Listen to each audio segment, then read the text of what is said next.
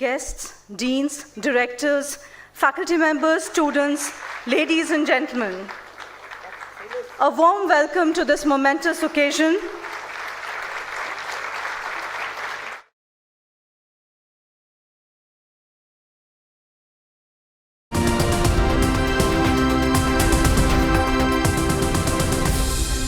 They have the distinct honor of welcoming the Vice President of India, the Honorable Shri Jagdeep Dhankar, to our university.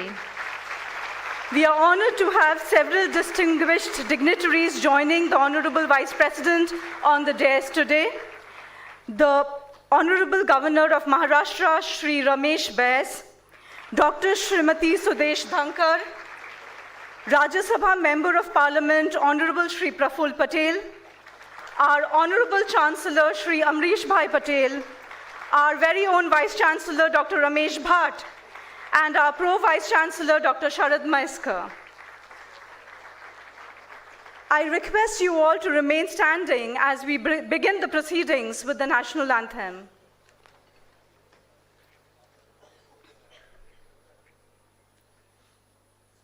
Jana Gana मन अधिनायक जय हे भारत भाग्य विधाता पंजाब सिंध गुजरात मराठा द्राविड उत्कल बंगा विंध्य हिमाचल यमुना गंगा उच्चल जलधि तरंगा तव शुभ नामे जागे तव शुभ आशीष मांगे गाहे तव जय गाथा जन गण मंगलदायक जय हे भारत भाग्य विधाता जय हे जय हे जय हे जय जय जय जय हे.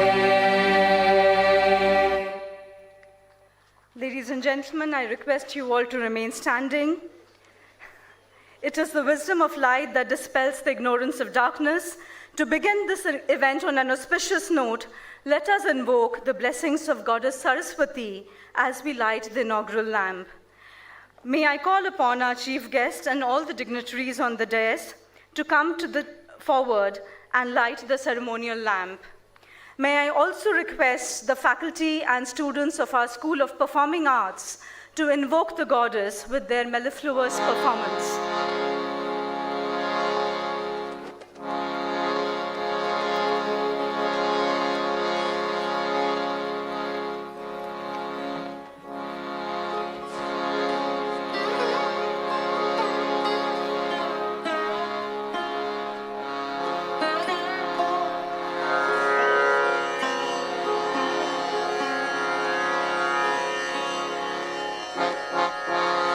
वरदेवी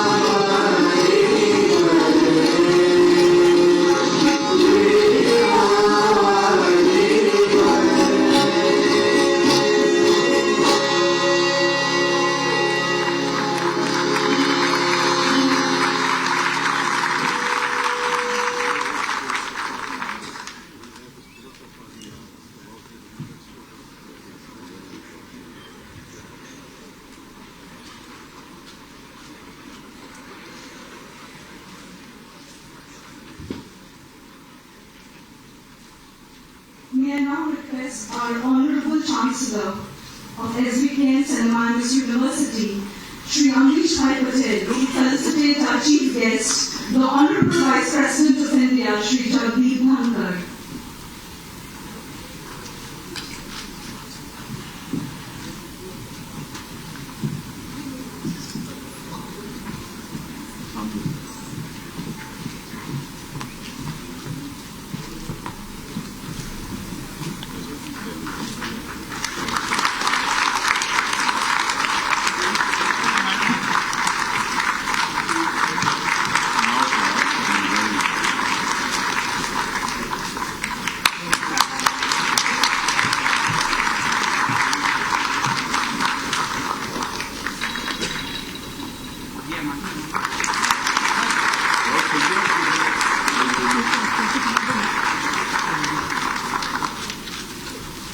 Thank you, sir.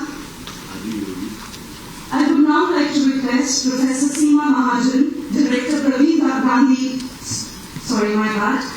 Director Praveen Dalal School of Entrepreneurship and Family Business Management, to felicitate Dr. Srimati Sudesh Dhankar.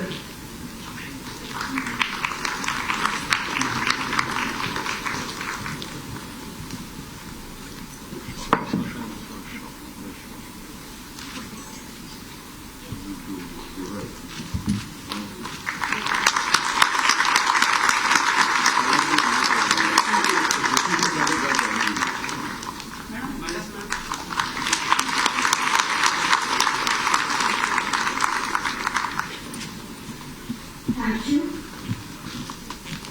It's my pleasure to request our Honorable Vice Chancellor Dr. Ramesh Bhatt to felicitate the Honorable Governor of Maharashtra, Shri Ramesh Bais.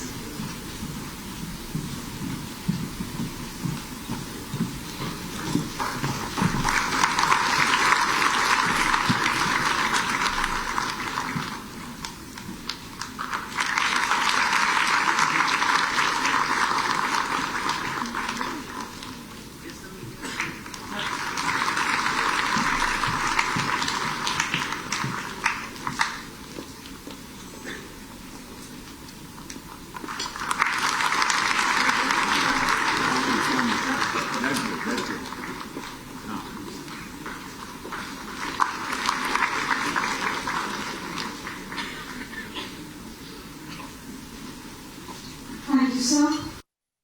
May I now request Dr. Sharad Maiskar, our Chancellor, to felicitate the Honorable Shri Praful, Member of the Rajya Sabha.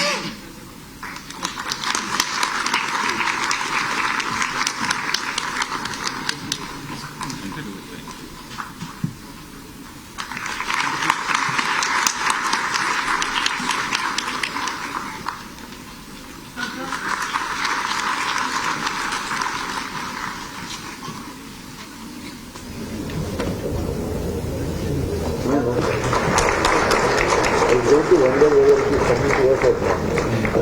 Only how should we come?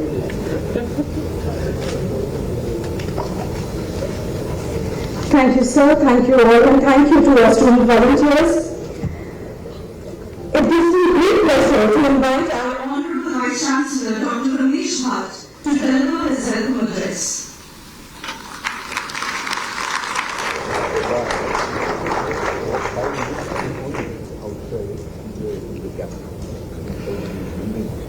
Honorable Vice President of India, Shri Jagdeep Dhankar ji, Honorable Dr. Srimati Sudesh Dhankar ji, Honorable Governor of Maharashtra, Shri Ramesh Bais ji, Honorable Member of Parliament, Rajya Sabha, Shri Praful Patel ji, Honorable President of SVKM and Chancellor SVKM and MMS University, Shri Amrish Bhai ji, Dr. Sharad Maiskar, esteemed guests and distinguished members of the faculty and their students.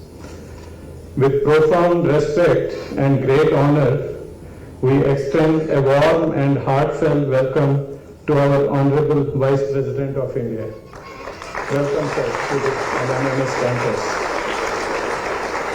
The presence of the Honorable Vice President here today is a privilege and a momentous occasion that inspires us all. Shri Jagdeep Dhankar ji brings a wealth of experience in law, politics, governance, and public service. I have been watching several of his Sansad TV deliberations several times, and I have always found that he has a remarkable qualities of a great teacher in the way he leads the esteemed parliamentarians of the country. Sir, I express my heartfelt gratitude to you and Dr. Srimati Sudesh Dhankar ji, and thank you for gracing us with your presence today and inspiring us. We are also privileged to welcome Honorable Governor of Maharashtra, Shri Ramesh Bayas, being 7 times elected parliamentarian from 1989 to 2019. Shri Ramesh ji has vast experience heading several portfolios of ministries. Sir, your presence greatly enriched this event today. We are also delighted to have Shri Praful Bhai with us today. Shri Praful Bhai has served as a member of parliament representing the Rajya Sabha and Lok Sabha multiple times and has held several ministerial portfolios. Sir, we are greatly grateful for your presence here today. I also welcome our Honorable President of SVKM and Chancellor of SVKM's NIMS University. Shri Amrish Bhai is a pioneer in launching the innovative Shirpur pattern water conservation and irrigation project, providing a reliable water source. He has been at the forefront of setting up educational institutions across the country. Sir, we sincerely appreciate the enrichment you bring to this event today. Today is a special day for all of us. We are immensely grateful for the opportunity to host such distinguished leaders whose dedication and service to our nation continues to guide our path towards progress and unity. Envisioning India in the next 2 decades, particularly towards 2047, and imagining the role of higher education institutions in driving a sustainable economy is very essential. India has laid a strong foundation for a developed and prosperous nation by prioritizing education and skill development. Our university is at the forefront of this journey, empowering the youth with quality education opportunities. Our achievements of NAC A+ accreditation, international AACSCB and ABET accreditations, our being ranked in the top 50 universities in India, and Global Financial Times UK ranking of our management school reflect the legacy of more than 4 decades.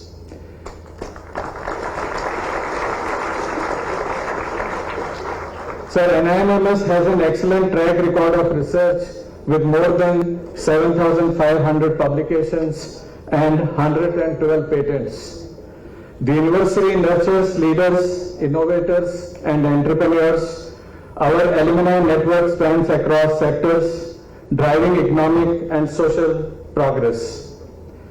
At the NIMS, as we look towards Viksit Bharat 2047, we see our role in bridging the skill gap by focusing on industry-relevant skills. We also see our role in fostering entrepreneurship through the Skill India mission by encouraging innovative thinking and supporting startups driving economic growth. We see our role in building world-class educational infrastructure, focusing on building a team of excellent faculty, creating world-class labs, and leveraging technology. We believe India's strength is rooted in our diversity and young demographic. To achieve a Viksit Bharat, we must embrace this vibrant diversity. Our students come from 26 states with various academic backgrounds, bringing many perspectives across different genders, ages, languages, and cultures.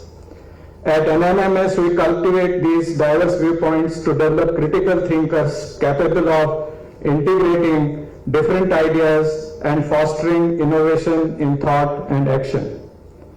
Moreover, sir, our national education policy has empowered us to build the strong character of our students, which is very important and essential for growth and development.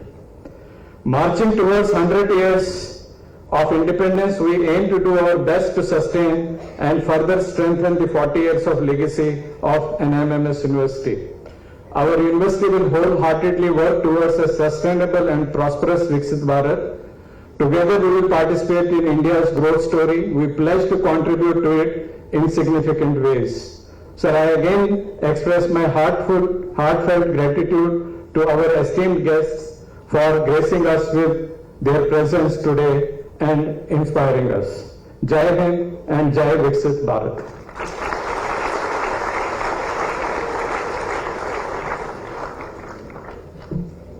Thank you, sir. May I now request the Honourable Member of Rajya Sabha, Shri Praful Patel, to address the audience.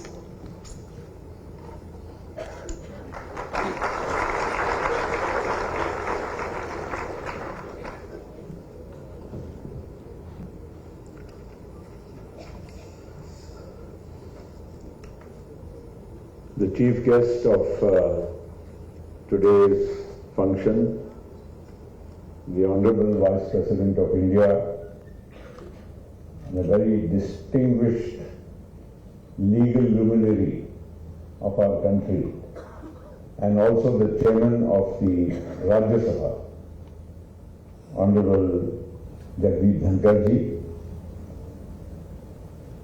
His better half and a very respected person in her own right, Dr. Sudesh Dhankar ji, our Honorable Governor of Maharashtra, Ramesh Rai Sahab. We are also neighbors in a way. He comes from Raipur and I come from Gondia, so we are next to each other and we have known each other for almost 4 or 5 decades. The Chancellor of NMMS University and also the President of SVKM. Nobody needs to know about our relationship. It's all well known. We have been one family. In fact, लोग हम आधा time यही भूल जाते हैं sir कि ये university के चांसलर अमरीश भाई है. लोगों को लगता है प्रफुल्ल पटेल को कहने से एडमिशन मिल जाएगा. But nonetheless, our very distinguished Chancellor Amrish Bhai, Dr. Ramesh Bhatt, Dr. Maheshwar, distinguished faculty members, distinguished guests, and also young students of this entire university coming from, I'm sure, various disciplines within the university. I consider it my honor and privilege to be present here in this beautiful Mukesh Patel Auditorium. We had come for inaugurating this auditorium. And as all of you or some of you may not know, so therefore I'm just refreshing memories, that my association with this family of Amrish Bhai and the late Mukesh Patel and my younger brother Rupesh has been for almost now close to 4 decades plus. There is a little misnomer that last name being Patel, that we are, as I said, both we come from the same background. We come from the same place in Gujarat. And for some people who may not know, but we were just giving you a little idea. At Amrish Bhai's mother is the niece of the late, great Vallabhbhai Patel, the Iron Man of India. So this is a great legacy which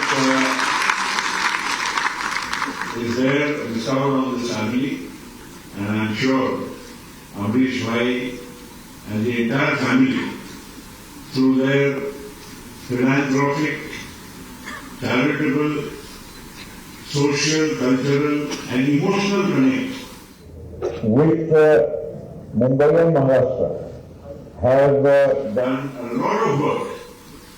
Amrish Bhai, we are here, sir, just because we are here for the university, but Amrish Bhai's other side also. He has been a politician, he has been an MLA for many, many years before his constituency was reserved under the scheduled tribe category. He is currently a member of the Legislative Council. He has been a minister in the government of Maharashtra. So all this background मैं इसलिए बता रहा हूँ कि थोड़ा बहुत अमरीश भाई और हमारे सब लोगों का नाता जो है महाराष्ट्र के साथ बहुत एक अलग तरीके से नाता हमारा एक जुड़ा हुआ है. And Amrish Bhai does a lot of good work. Water conservation में अगर आपको देखना हो और आप राजस्थान के हो सर, पानी का जो संवारना, रोकना और इस्तेमाल करना, ये अगर कहीं किसी को देखना हो पूरे हिंदुस्तान में, मैं कहता हूं तो वहां शिरपुर पे जाएंगे तो Shirpur pattern sir is the most I would say successful model of water conservation. एक सूखी जमीन, सूखा पूरा इलाका, पानी जब आता है बारिश में अपने यहाँ तो आता है, बारिश बह जाता है, पानी नदियों से बह जाता है, नालों से बह जाता है. इन्होंने पूरे नाले नदियों को जिस तरह से उनके अनोखी स्टाइल से, नदी पे तो क्या होता है, डैम बनाती है सरकार, इरिगेशन डिपार्टमेंट, ये खुद करते हैं. ये कोई सरकारी इसमें यंत्रणा नहीं है सर, इन्हीं की पूरी यंत्रणा लगाकर मेरे ख्याल से कितना लीटर है, 380 डैम बनाए हैं उन्होंने शिवपुर में. और कितना पानी, कितना लीटर है, करोड़ों मतलब अनगिनत करोड़ों लीटर पानी वहां पर. और वहां वाटर टेबल, जहां पर सूखी जमीन थी वहां 20 फुट खोले और पानी वहां लगता है. इतना रिमार्केबल काम वहां पर उन्होंने किया है. तो ये तो शिक्षण का क्षेत्र है. और यही कैंपस जिस तरह से आपको यहां नजर आता है, जितना प्रेस्टीजियस और अच्छा है, उतना ही अच्छा कैंपस शिवपुर में भी आपको देखने मिलेगा. जो छोटा सा एक ट्राइबल, एक कस्बा कहा जाता था इस जमाने पे, अब वहां पर भी एक नया विकसित भारत की जैसे बात करते हैं, विकसित शिवपुर हम लोगों को वहां देखने मिलता है. मेरा इतना ही कहना है सर, ज्यादा तो बाकी की बातें तो आप बहुत एक अच्छा रोड मैप रखेंगे. But my own feeling is that India is on the cusp of the big change which all of us want our country to see, experience and to be a part of. There is no doubt in my mind, and we are not talking political at all. There is no political content, but one thing is certain, that 75 years plus of journey from independence to today, through various governments, through various leaderships, have made India into one of the major countries of the world. We don't talk of major only because we are 140 crore people. That of course itself a big demographic, whether it's sometimes dividend, sometimes a challenge. But at the same time, India has moved in so many ways in our own lifetime. We are post-independence born people, but the kind of change which we have experienced right from our younger days to where we see India today, I tell you, all of you are blessed in a way that the challenges which India faced in the good old days are no more not challenges, and in fact they are now the opportunities of today and the future. And skill and learning, no matter what you do, skill means, of course, it is not only technical skills we are talking, financial skills, educational skills, any area where our mind is applied for the development of the country. After all, India, with the kind of demographic dividend in terms of youngsters, 35 years and below, 65% is India's population. No country in the world has this kind of a population. In China, the biggest challenge now, though China may have surpassed India and is way ahead of India, yet for us to catch up it will take time. But China is facing an aging population. China is, in fact, now at one time when they stopped the population growth, controlled it by forced, a number of children a family can have. All that has now, in a way, is leading to a situation where they are facing an aging population. Japan is facing, the biggest challenge of Japan is that they don't have now manpower. Japan, which has been so far a very closed economy, Japanese are never like open to others coming and staying in Japan. Now Japan is also facing a situation where they want young entrepreneurs, young technicians, engineers, and even from financial services and so on, to people to come and now start working in Japan. So that kind of change which is possible in our country, and there education plays the biggest and most important role. And I must say that India, through its various initiatives over the years, we have seen, आज छोटे गांव में भी आप जाते हैं, मैं अभी I was talking to Bess साहब in the car, you go to a small village, anywhere in the country, don't look at Mumbai and the big cities. Some of you may be belonging to smaller places. आप छोटे गांव में चले जाइए, 1000-2000 population के गांव में, आपको वहां पर लोगों में एक अलग विश्वास, आत्मविश्वास नजर आएगा. वहां पर लोगों में आर्थिक उन्नति का आपको वहां पर नजारा दिखने मिलेगा. आज आप ये मत सोचिए कि मुंबई दिल्ली में ट्रैफिक जैम होता है तो गाड़ियां यहीं बिकती है. आप छोटे गांव में 1000 पॉपुलेशन के गांव में जाएंगे, वहां पर भी आपको 50-100 गाड़ी आपको वहां पर भी दिखेगी और हर घर में आपको 2 व्हीलर मिलेगा. आपको वहां का किसान अब पहले जैसा किसान नहीं नजर आएगा कि जो बस अपना, ये ठीक है कुछ अपने यहाँ अभी भी स्ट्रेस है और दुखद बात है कि अभी भी हम कोई किसानों की आत्महत्या की बात सुनते हैं या कोई दुखद घटनाएं सुनते हैं, लेकिन आप अगर टोटालिटी में देखेंगे तो किसान बहुत प्रगतिशील होने जा रहा है. सर अभी छोटे छोटे किसान, अभी मैं थोड़े दिन के पहले मैं गोंदिया जहां पर आए थे, मैं कहीं एक हाईवे से जा रहा था तो मुझे जरा थोड़ा खेत जरा अच्छा जरा नजर आया तो मैंने बोला गाड़ी रोकिए. वहां जरा देखा तो हमारे कोई पहचान वाले का ही खेत था, उसका बच्चा वहां मतलब 18-20 साल का बच्चा वहां पर बैठा हुआ था. पूरा उसने साइंटिफिक फार्मिंग चालू कर दिया, ककड़ी की खेती कर रहा है. 2 एकड़ जमीन में, 2.5 एकड़ में सॉरी, वो कम से कम साल का 15-17 लाख रुपया कमाने लग गया. अब आप सोचिए कि कोई किसान को 15 लाख रुपया अगर मिलता है, 17 लाख रुपया अगर उसकी कमाई होती है, छोटे से गांव में उसको खुद का घर है, पारंपरिक सब कुछ है, खर्चा कम है, तो the kind of change which comes about. So all I'm trying to say is, I don't want to go into a long speech or anything, that Viksit Bharat 2047 की जो, when the theme which is there today, and Honorable Vice President of India will be giving his keynote speech, but the theme I'm trying to project is that India is not the India what we have seen in 1947. The India of today is still not the India what we want to see in 2047. But we have bridged the gap, and in that education and learning have one of the most important roles and contribution to make. After all, minds have to be shaped, have to be given a little bit of direction, and knowledge of course is power. Knowledge of any sort is power, and we have to harness that power in the right direction. हम लोग politician है, इसलिए थोड़ा आखिरी में जाते जाते इतना ही बोल दूंगा कि आप लोग तो स्टूडेंट्स है, वेल बिहेव्ड हैं. जो हम जैसे लोग जाते हैं और आपकी स्कूल में आते हैं सर, जहाँ प्रिंसिपल है, वहां पर जो नजारा हम जो पेश करते हैं, जिससे आपको बहुत दुख होता है, अफसोस होता है, और आप कई बार अपनी पीड़ा को व्यक्त करते हैं. जहां पर सबसे ज्यादा जिम्मेदारी से लोगों ने काम करना चाहिए, वहीं सबसे गैर जिम्मेदार लोग वहां पहुंच जाते हैं. इसका भी परिणाम हमारे देश के जल्द से जो उन्नति हम चाहते हैं. देखिए, मतभेद होना चाहिए, पॉलिटिक्स में तो हेल्दी मतभेद होना चाहिए.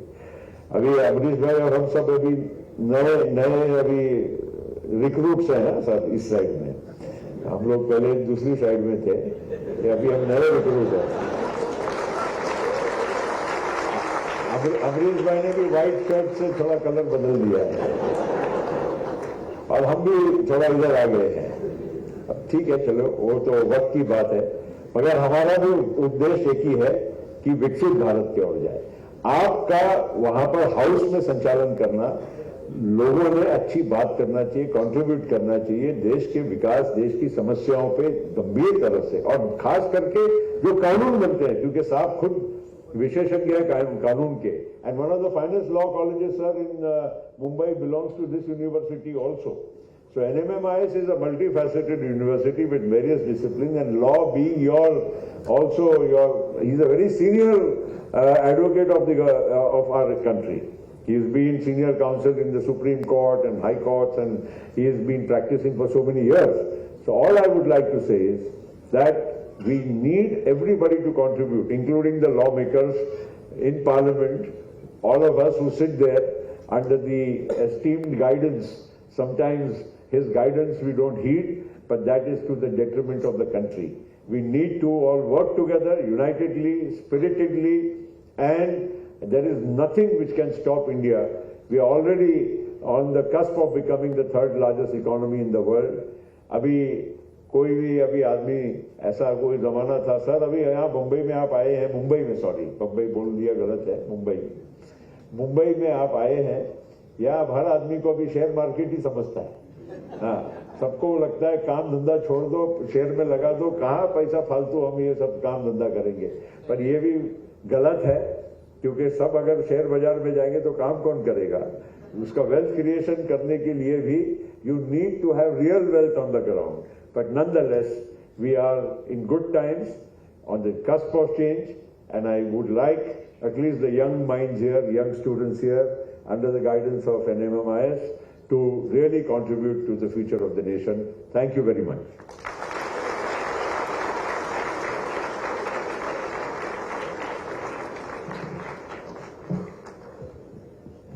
Thank you, sir. We now move to the most significant part of today's ceremony. I have the privilege of inviting the Honorable Vice President of India to share his insights on the topic, Empowering India, the role of higher education institutions in achieving Viksit Bharat 2047.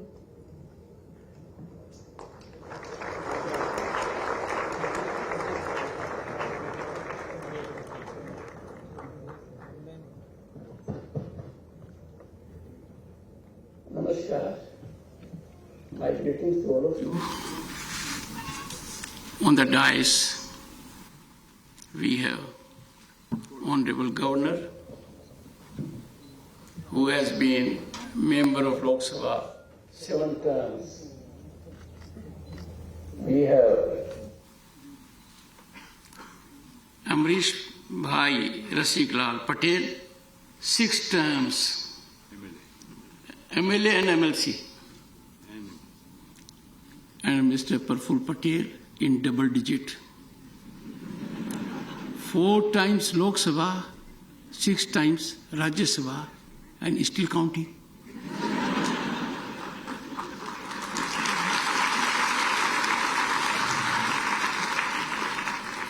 See, Ramesh Bansal, the Honorable Governor, has also been a minister. Amrish Bhai Rasiklal Patel ji also has been a minister. Praful ji has also been a minister.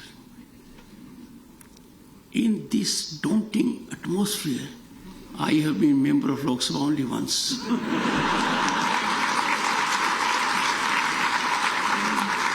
And there also I was deprived of the opportunity of being ex-member because our term did not complete, so I became ex-member. But I had the occasion to be minister for some time. So we share one common flavor. The Vice Chancellor, Dr. Ramesh Bhatt, I heard him very patiently. He has traversed all that is taking place. It is soothing to note. And no doubt the Institute will be on incremental trajectory. we have Pro Vice Chancellor Dr. Sharad Maheskar. I should not forget Dr. Sudesh Dhankar.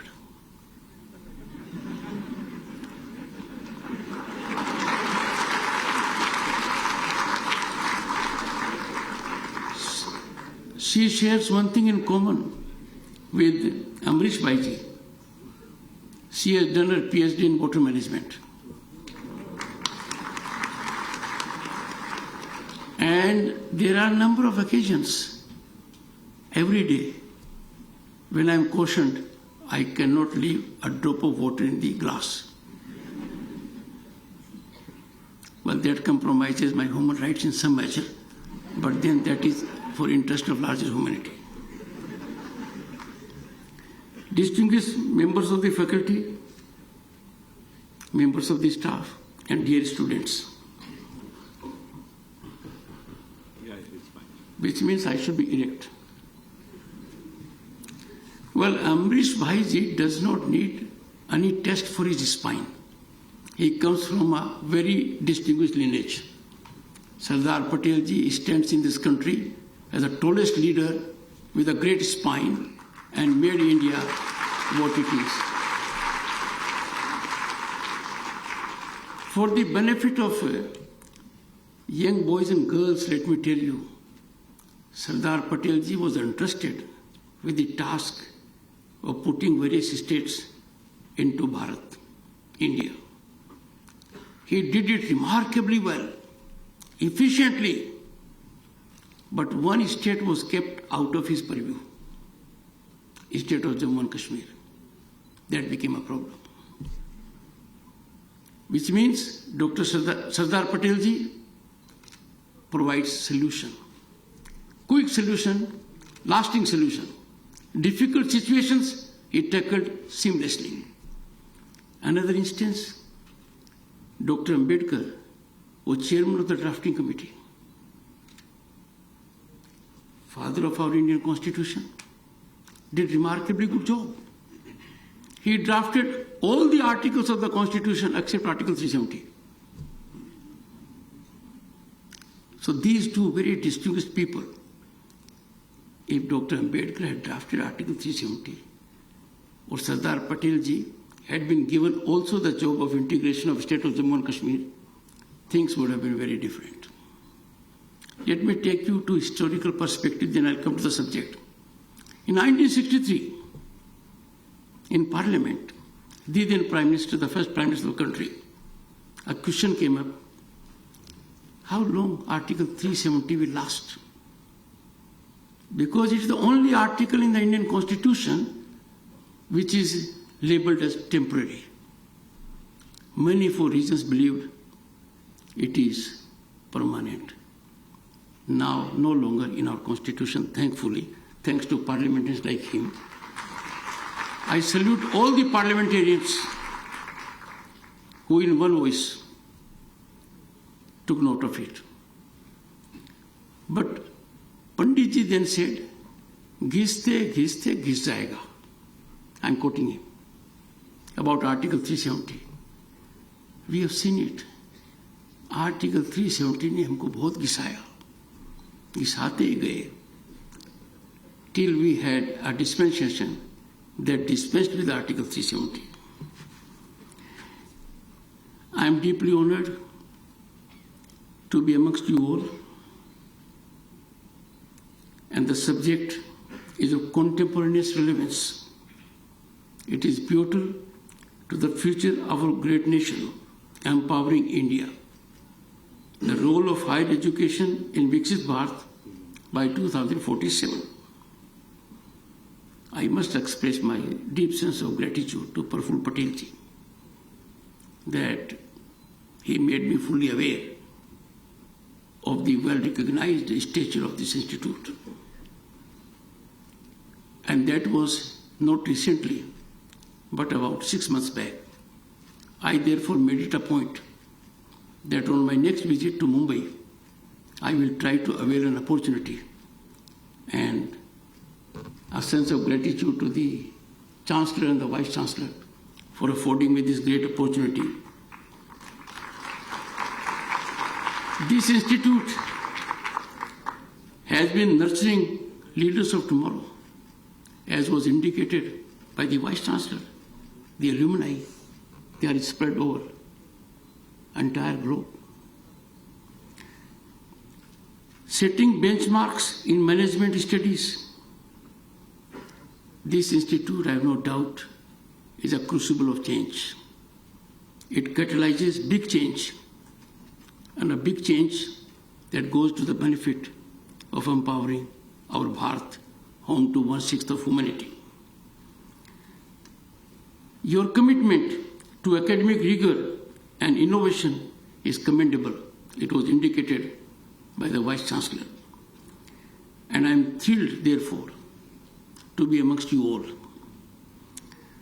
Since the times of Vedic civilization, India has been home to some of the finest, world-renowned institutions, universities, Nalanda, Takshila, Vikramshila, Vallabhi, to name just a few. Because of these institutions, India was a knowledge powerhouse. Because of these institutions, India then had great soft power in diplomacy. Our trade went in a different direction because of these institutions.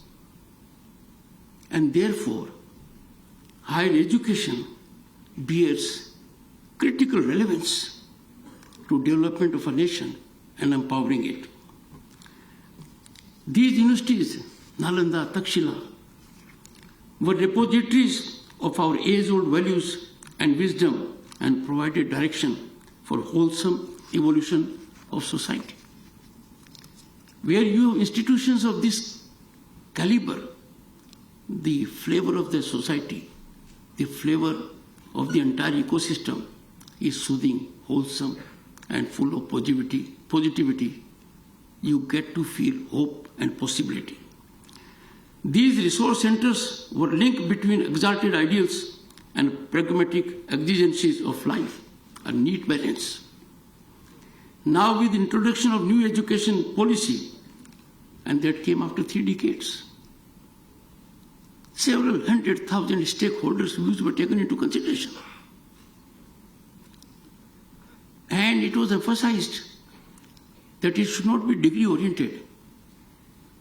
It must reflect something more that makes a person really in a satisfaction mode to contribute as per his attitude. Friends, I have firmly believed, and I have experienced it, because my education was propelled by scholarship.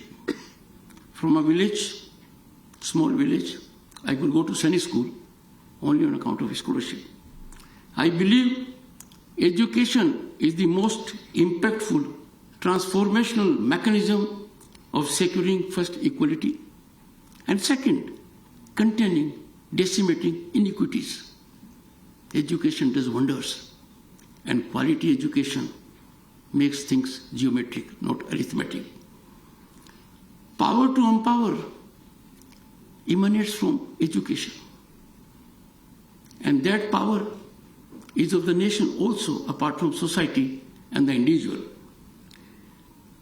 Education facilitates unleashing of your potential, exploitation of a talent, and it becomes a conveyance, a vehicle to realize your dreams and aspirations. Education is the driving force that empowers individuals, fosters innovation, and propels economic growth by contributing to productivity and innovation that enables the nation and society to grow incrementally. In a sense, education is both personal empowerment and a cornerstone of community development, fostering brighter future and social harmony. You may have several positions, wealth, house, car, that is individual in nature. Education is not. It empowers you. Simultaneously, it helps everyone else. You are educated, the benefit accrues to the entire people around you, and the society.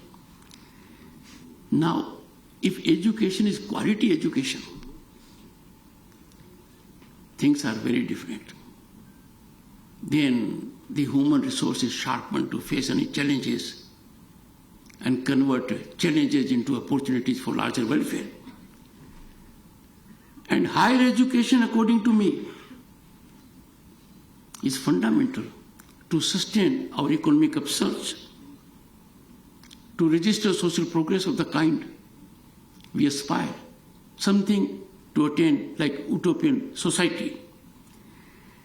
Quality education helps fire all cylinders of the engine, and there is good productivity. We have potential.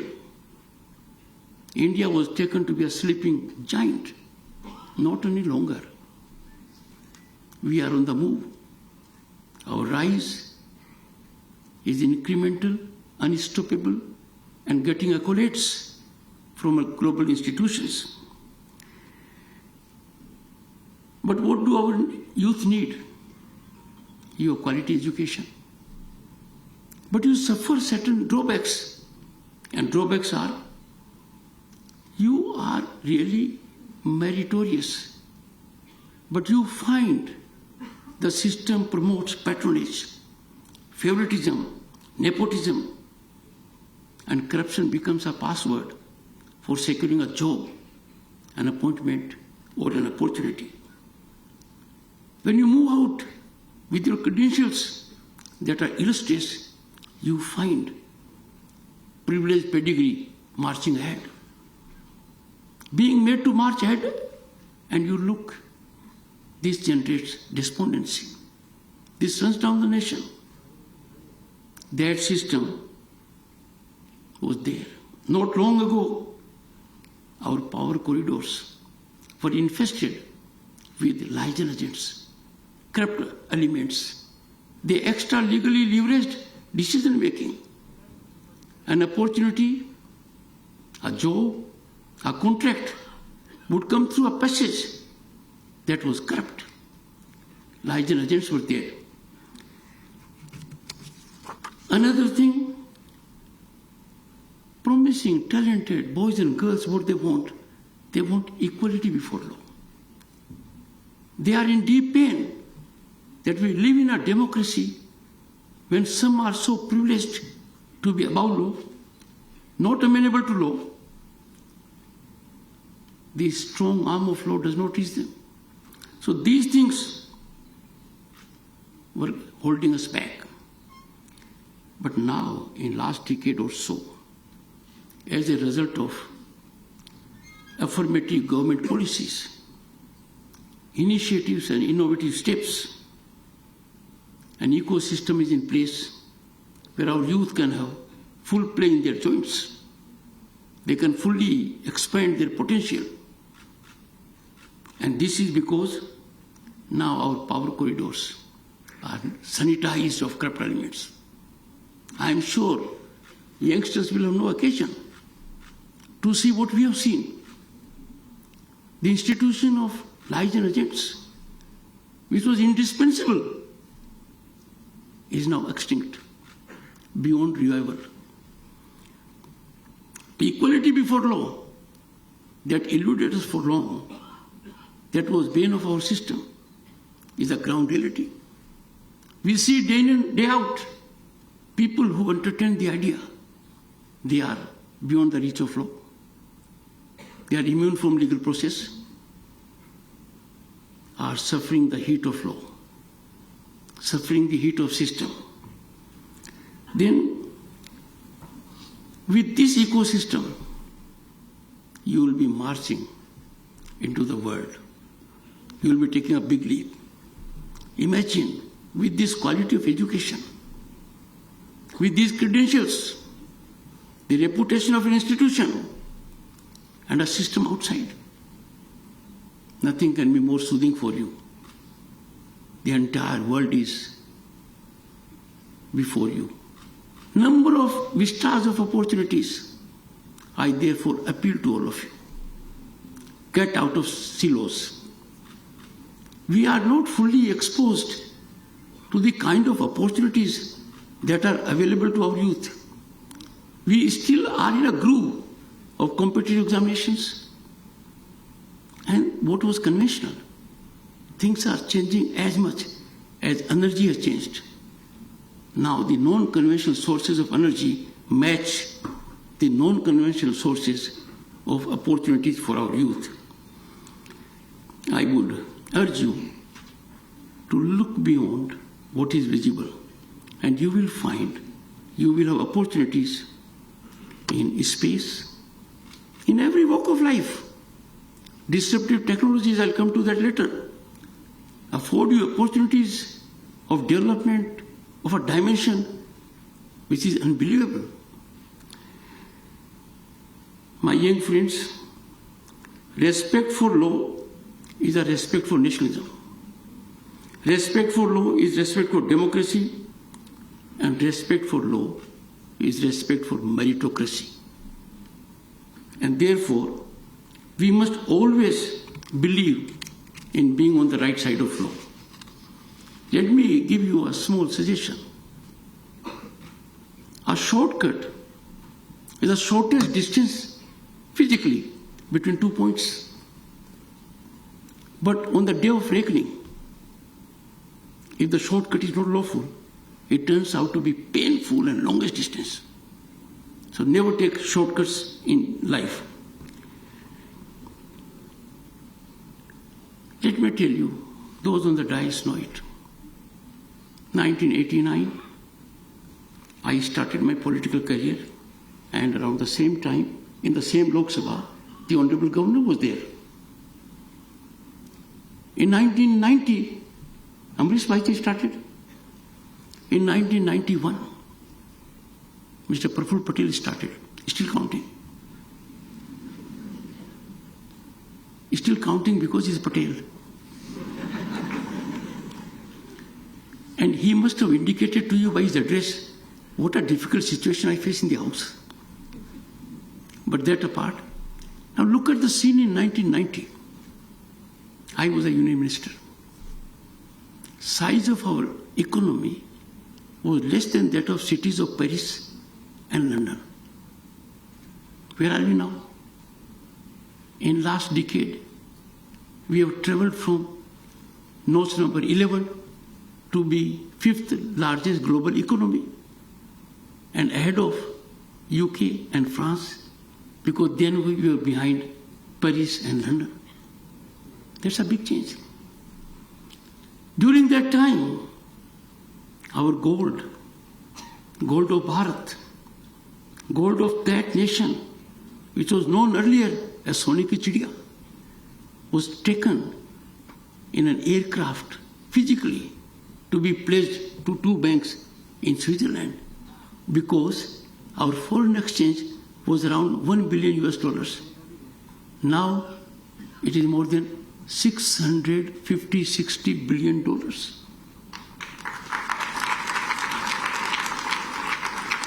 I had the occasion then as a minister to go to Jammu and Kashmir, Centaur Hotel. There was deathly silence. Just imagine, after removing Article 370, a temporary article from our constitution, we had tourists in thousands. Lakhs, you are right, million also, as a matter. Now, here comes a catch. Media will report an incident. I don't know why people do not appreciate that India globally at the moment is favorite destination of investment and opportunity according to IMF. According to World Bank, our digitization is worth emulation by others. It's a role model. We are breathing in an atmosphere which is not despondent, not dragging us, is one of hope and possibility. And therefore, we must look at the grandiose achievements we have, the exponential, phenomenal rise in every sector. Could we ever imagine that in our Bharat, every house will have a toilet? Could we imagine that cooking gas will be available in that measure? The gentleman here, Mr. Praful Patel, and the Honorable Governor will bear me out. As members of Parliament, we had 50 gas connections a year. And we thought we were big power. We could distribute those 50 connections. And 25 phone connections. And 25 phone connections. Where have we come now? By millions, gas connections have been given free to needy households. And telephone, well, they persuade you to have a landline. They don't charge these days. We all had telephone in OIT category. Then, in late 80s, it was 5,000 rupees. A big change. So we have really come to a level where global institutions that were earlier trying to advise us now are seeking our advice. All this has taken place recently in a decade. When you have a political journey, that journey may have sometimes air pocket here and there. That air pocket doesn't disturb the destination or the flight trajectory. Trust me, next 5 years, India's rise will be like that which a rocket has beyond gravitational force. The rocket took off. The rocket took off. And you know, when a rocket takes off, huge power is required. That was there a decade ago. 5 years later, the rocket left gravitational force. And now the rocket is in space. And that is why the entire world says, looks up to India. My young friends, just look at what has happened in G20. G20 functions were held in every state and every union territory. The main function was in Bharat Mandapam. I'm used to it. It happens quite often in Parliament. It happens. Bharat Mandapam, a convention center of world repute. We had P20 Parliament. World parliaments met at Yashobhumi, meaning thereby we are really going in big ticket achievements, infrastructure and otherwise. Friends, in the face of all these, you will find nefarious forces with pernicious design trying to set afloat a narrative to demean, taint, tarnish our institutions, run down our growth trajectory. Now you youngsters know it.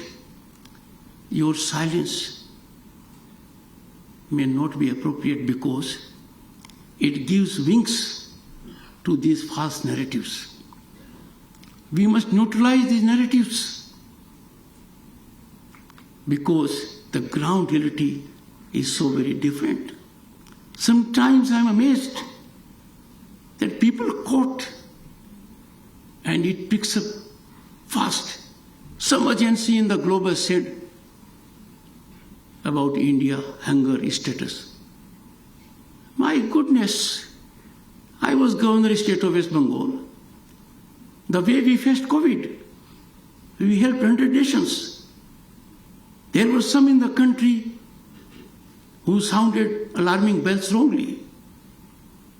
The leadership of the country took initiatives, innovative steps. We became the only country that gave digital certificate.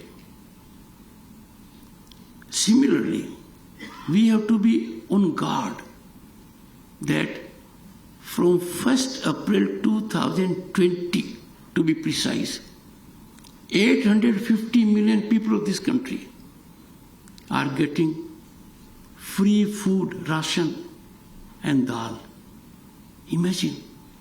And it will continue for the next 5 years. How can there be a challenge in this country? Now, some people who always look for negativity say, oh, 850 million people are being so fed, so the country must be poor. No. This is hand-holding. This is hand-holding so that they march to the upper slot. But that speaks of the strength our nation has. Friends, our progress at the moment is galloping. Cutting edge can be given only by higher education. Power of a nation is decided by progress of its technological innovations. And that takes place in institutions of eminence like you. I would appeal from this platform, our corporates should come forward. They should handhold these institutions. They must nurture them so that innovation and research take place.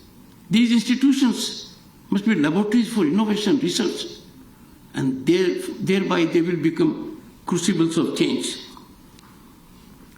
2047 is our target. But I have no doubt we will accomplish it much before that. Everyone in this room, particularly the youngsters,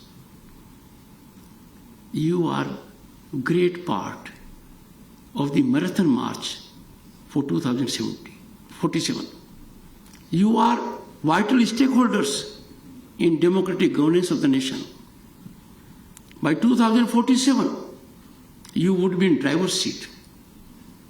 And therefore, I have no doubt Bharat will regain what it had ages ago. Our concept of Viksit Bharat is not just a goal, it's a sacred mission. It calls every citizen to be vigilant and commit. ये एक ऐसा हवन है, इस हवन में हर किसी को आहुति देनी है, हर किसी का सहयोग होना है, पूर्ण आहुति होगी, उसमें सबकी भागीदारी होगी. ये हमने करके भी दिखाया है. Can you imagine in our country what was the stage of banking situation? I started my career by going to a bank and took a loan of 6,000 rupees. Opening a bank account was difficult.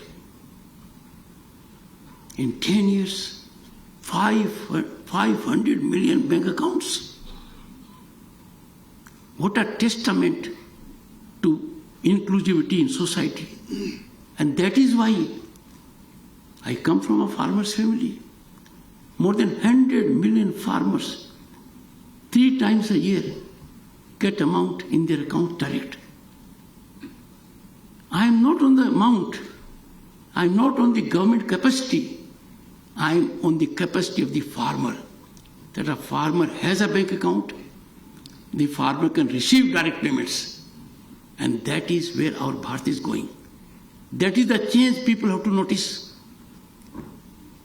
Presently, there are many who are in cozy atmosphere and are not aware where our Bharat is going. Go to any village, as indicated by Praful Patel ji. You will find digital connectivity, road connectivity, tap water, electricity. These are big changes. If you have to work from home, you can work from your home in a village also, because we are technologically enabled. Friends, a great beginning has been made. We have a resilient financial ecosystem. It is fueled by schemes. Mudra scheme. Just imagine, our women and girls have enormously benefited. 60% out of this. Huge amounts are available to them. Women empowerment is so fundamental to growth of society on the planet. But Bharat has taken a great step. In 2023, there will be vertical and horizontal reservation for women in Parliament, Lok Sabha, and state legislatures to the extent of 1/3.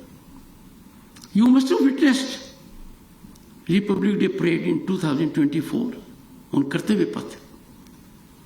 Our woman empowerment was blossoming. Bharat is defining woman empowerment and woman-led empowerment to the entire world. We have, as first citizen, a tribal lady. Imagine where we have come. Extremely talented, has seen great experience, ground reality. She is there. This is the big change that is coming. Each one of you, let me tell you, can unsettle the list of top corporates, because now we have in place new situations.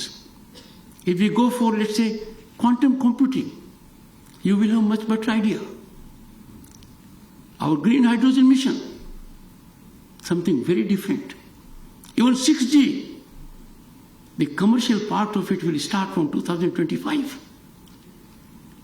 And in all these things, my young friends, we are part of countries that are in single digit.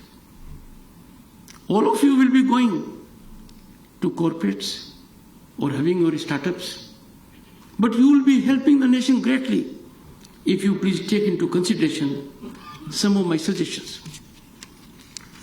I have urged parliamentarians on a number of occasions. Economic nationalism is fundamental to us. What a pain it is for us that for fiscal gain we import kite, furniture, diya, toys, curtains. Should our country be importing items that are avoidable? We must have a policy to be vocal for local. We will be saving more than $100 billion US in foreign exchange if we rigorously practice it.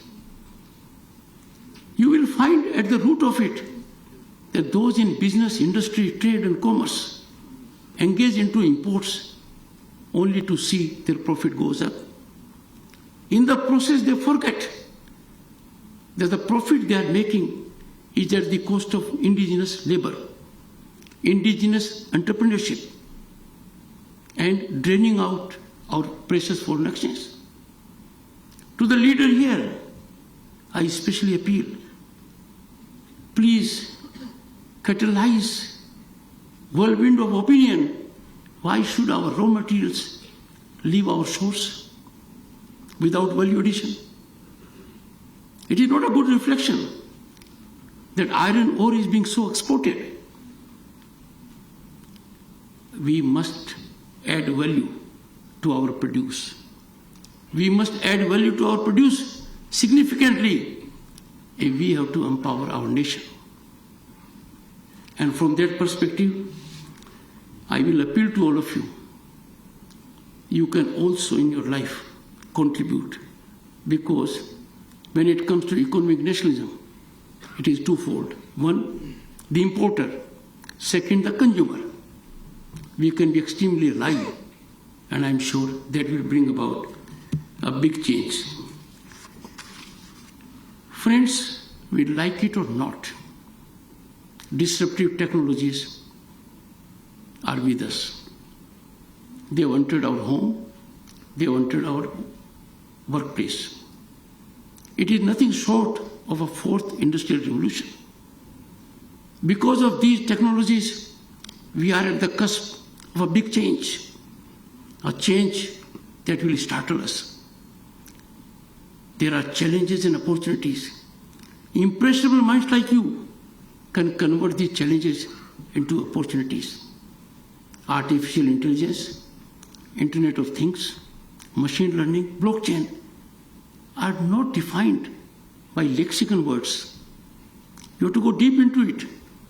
I was myself startled at the enormous potential that is there when I got a presentation from the experts. You can handle it, because in whatever walk of life you go, you will be contributing massively. Therefore, your learning doesn't stop once you walk out of this institution. Your learning is lifelong. And as human resource of the largest democracy, mother of democracy, you have to be ahead of the others in the world. I have no doubt our genius is defined by our history and civilizational depth of 5,000 years. I can say, without fear of contradiction, this century belongs to Bharat. Look at what we did in G20. I'll take you to 3 decisions, fundamental. 1, European Union was already part of G20. And the countries of the European Union had colonized other countries by and large. It was in Bharat, at the initiative of the Prime Minister Narendra Modi, that African Union was made a part of G20, a big thing. Another landmark decision. Global South constitutes a huge chunk of population and GDP of the world. It was unknown to the world. Prime Minister Modi took the initiative and Bharat became the voice of Global South. It is now at century stage. And third, ages back, centuries back, we had trade with other countries through land and sea. That route has been formalized. It is a matter of time, it will be functional. Enormous opportunities for all of you. Friends, you are not part of the privileged pedigree. You are the privileged. You are the privileged defined by your merit, by your attainment of skill. And therefore it lies that you not only work for yourself, but you handhold others also. In your own life, if you make it a mission, you can certainly create a wave that yes, I undertake to inspire, motivate, energize at least 2 persons. That will go a long way. Dear friends, when I look at young people, particularly institutions of your category, here I am interacting with you one way. But when I have the occasion to interact both sides, I am unreached, I am enlightened, and I have no doubt our Bharat is on rise. I would suggest to Amrish Bhai ji and Praful Patel ji, I would be happy and delighted to ensure a visit of the students and faculty to new building of Parliament.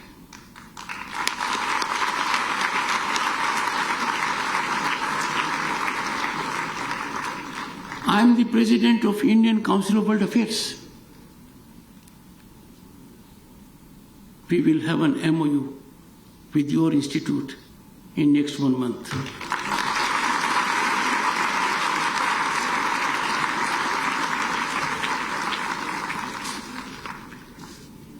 We don't have to define our progress in economic terms. But India's rise, let me tell you friends, is like a plateau. That plateau is defined because road connectivity to the villages, toilets, हर घर में नल में जल, digitization of the village, all the electricity, and now a new concept has come.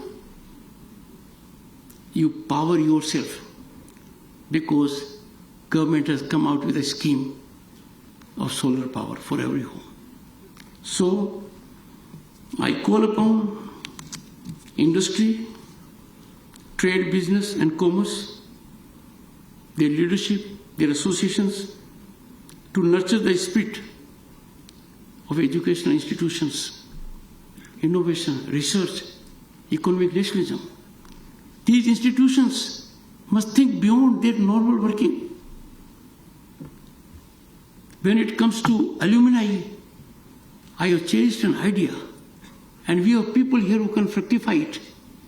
we must have confederation of alumni associations. If we have alumni associations of prestigious institutions like yours, IITs, IIMs, we will have a think tank unmatched in the world, which can help us formulate policies. I'm sure it will be taken note of. Friends, don't fear failure. Don't have stress. Don't have tension. Chandrayaan 3 would not have been a success but for Chandrayaan 2 effort. For some people, Chandrayaan 2 was a failure.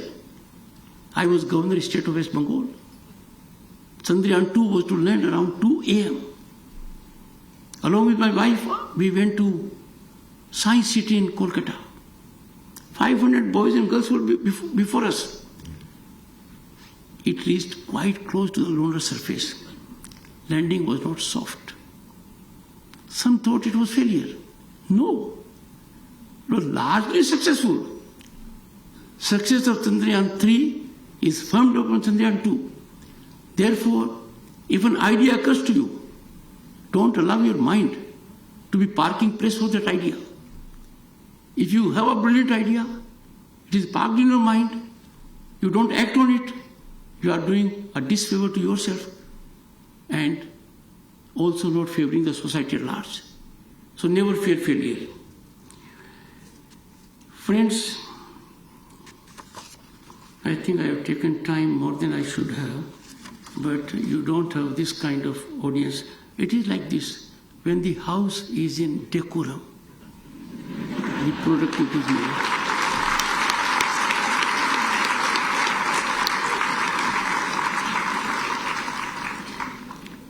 Dream big, think out of the box, because you are living in times when you can achieve anything. Let me end by saying one thing to you. Startups attract the attention of corporate giants. Startup is the brainwave of boys and girls like you. So you will be looked upon immediately. Think about it. I would end by quoting Chanakya,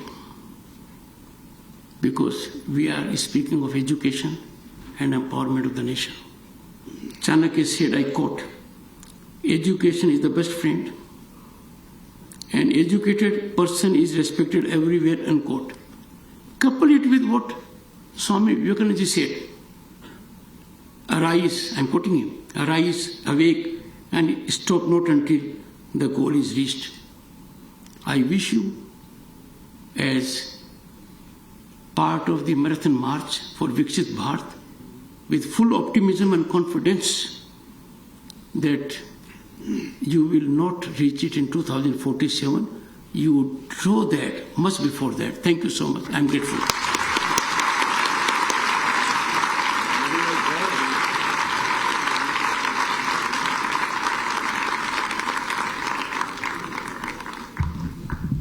Thank you so much, sir. Let us join our hands once more to thank the Honorable Vice President for taking time to be with us today. Ladies and gentlemen, as we conclude the momentous occasion, I request all of you to please stand up for the national anthem.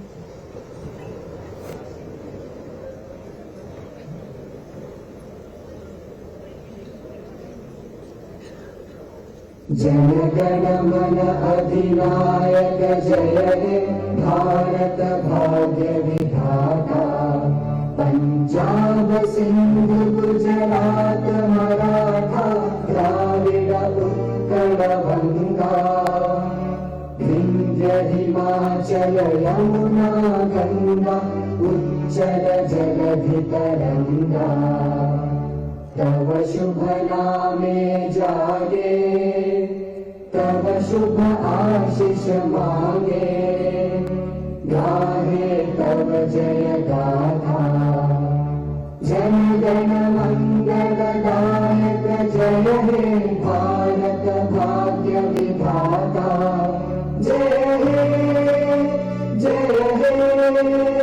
जय हे जय जय जय जय हे